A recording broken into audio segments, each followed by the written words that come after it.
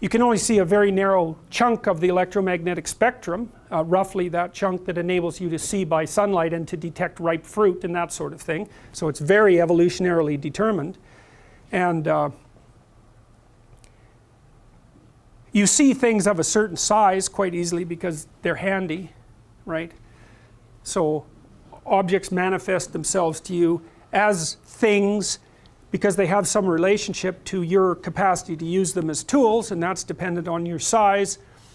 You have a certain strength and not a different strength. You have a certain degree of articulation. There's some things you can represent in language. So you have limitations that screen out from your consideration all sorts of things. And that's bad because, for example, before people discovered germs, there was a lot of them zipping about killing people, and the fact that we couldn't see them wasn't such a good thing.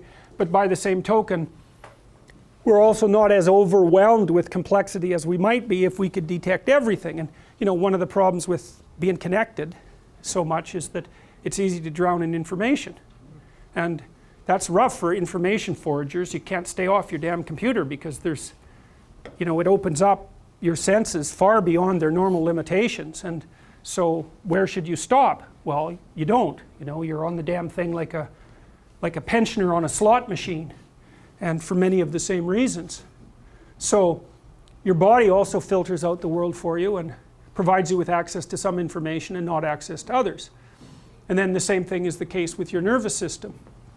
And I put the first picture there of this is the central nervous system that controls voluntary movement, for example. I put it there because people like to think that their brain is in their head, but it's a stupid way of thinking about it as far as I'm concerned, because you have an awful lot of neurological tissue distributed through your body. And like your autonomic nervous system, if I remember correctly, which is mostly distributed through your body, has more neurons in it than your central nervous system. And so you aren't a brain in a body. You know, your brain is really distributed through your whole body. And I think the idea that you have a brain in a body is kind of a holdover from the idea that you have a soul in a body. And not that I'm necessarily criticizing that idea, but I think they kind of got grafted onto one another. And so, but the problem with that is that and this is that, so it's the soul body, brain body, mind body dichotomy, which I think is the same dichotomy. And the problem with that is that it's easy to think of thought as something that's abstracted away from the body. And I think that was an Enlightenment idea, you know, that just like the soul shouldn't be contaminated by the demands of the body if you were going to be pure spiritually, so your thought shouldn't be contaminated by your subjectivity and your emotions and your motivations and all of that. Your abstractions should be independent of your subjectivity.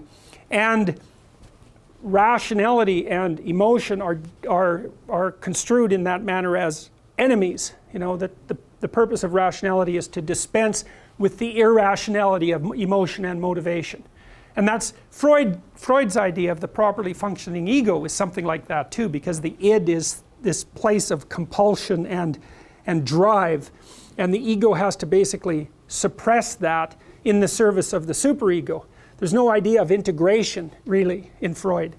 Now, I don't want to be rough on Freud, and I think part of the reason that he thought that way is because the patients he had were precisely those who weren't very well integrated because of their pathological past, and so they didn't know how to get those subsystems up into the overarching game, and so their only alternative was something like suppression or repression.